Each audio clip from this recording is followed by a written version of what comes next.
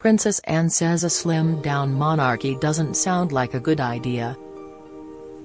In a significant intervention just ahead of the coronation, she opposed the suggestion from her brother the king of cutting the total of working royals.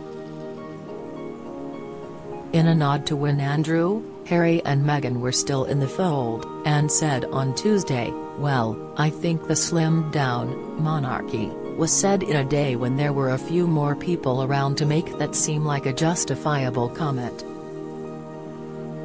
Many European monarchies have slashed their numbers of taxpayer-funded working royals, and the Princess Royal conceded that the world was changing.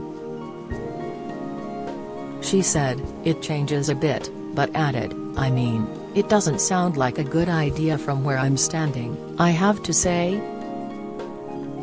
I'm not quite sure what else, we can do." King Charles has long been in favor of reducing the number of working royals.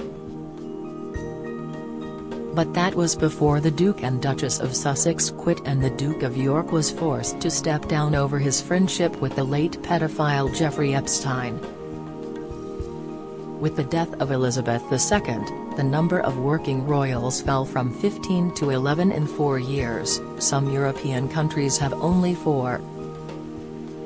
There has been retirement talk about the late Queen's cousins the Duke of Kent, 87, Princess Alexandra, 86, and the Duke of Gloucester, 78, as well as his wife the Duchess, 76, but for now they continue limited official duties. Royal sources insisted the king has no desire for them to quit at the moment. One aide said, "Why would he? There's a lot of work to be done." Before Andrew and the Sussexes stepped down, some courtiers had predicted there would be working roles for just Charles, Camilla, William, Kate, Harry, Meghan and possibly Anne in the new reign. Charles' accession has seen a growing number of young people who want to abolish the monarchy, despite continuing overall support. Don't miss: controlled explosion at Buckingham Palace as man arrested, latest, owner of Wagamama to close 25 restaurants by the end of the month, latest, warning over strange new COVID symptoms as masks could return, latest, an ITV News poll published Tuesday found only 39% of 18 to 34-year-olds support the institution, for over 65s it is 70%. Anne, 72, was asked if there are conversations about relevance, and replied, "There will be, everywhere. It's not a conversation that I would necessarily have. I think it's perfectly true that it is a moment where you need to have that discussion. I would just underline that the monarchy provides, with the constitution, a degree of long-term stability that is actually quite hard to come by any other way." Elizabeth II's only daughter disclosed her thoughts on the contentious issue in an interview with Canada's public broadcaster CBC.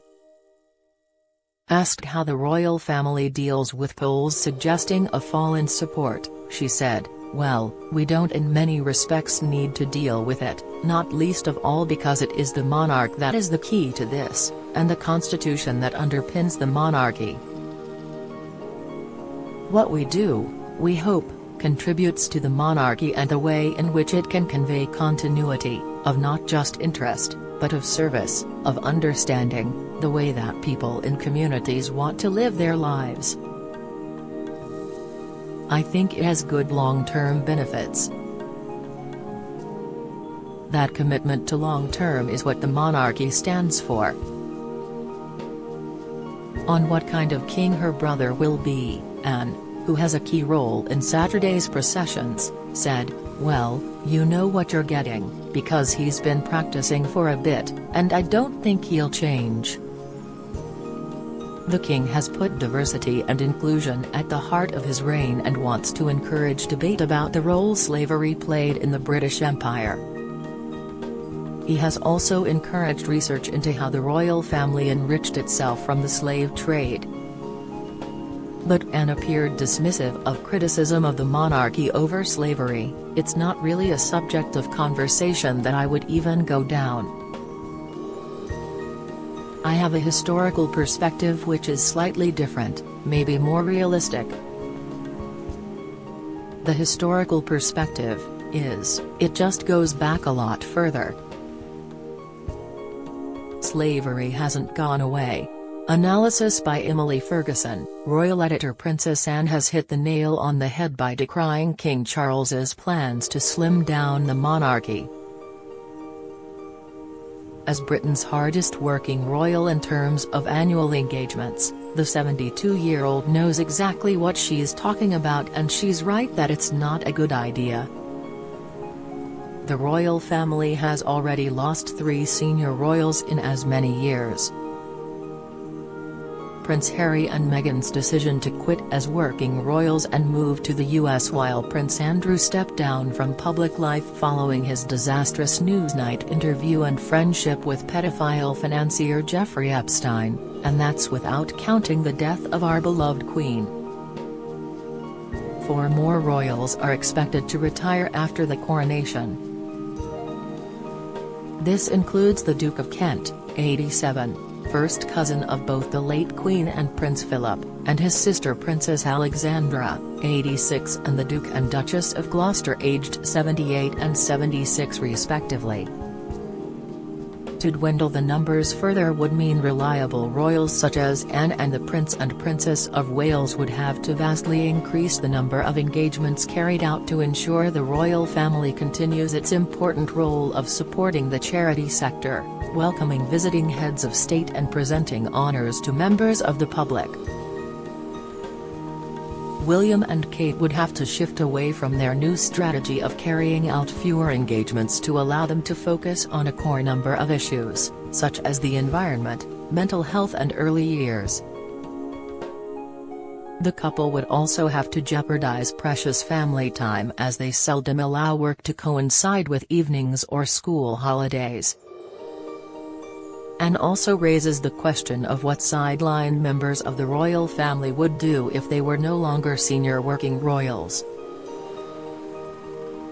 Part of a royal's bread and butter is to support charities and visit members of the public up and down the country, as well as carry out important tours abroad. Without them, the royals risk alienating Britons at a time when their image is already heavily tainted and its popularity is waning. Moreover, many charities rely on their ties to the firm, as having a royal patron or president provides vital publicity and showcases their aims and achievements on a global scale. Anne is the ultimate argument for not slimming the monarchy down, as she can be relied upon to diligently carry out her work, despite being 16th in the line of succession. She has carried out the most number of engagements of any royal for the past 3 years and has regularly topped the list for decades.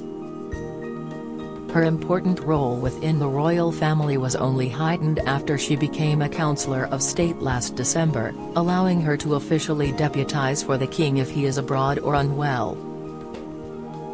Anne and other royals who happily carry out their work without complaint are part of the glue that keeps the royal family together, and after months of bad press from family members over the pond, King Charles needs to capitalise on those putting in the legwork.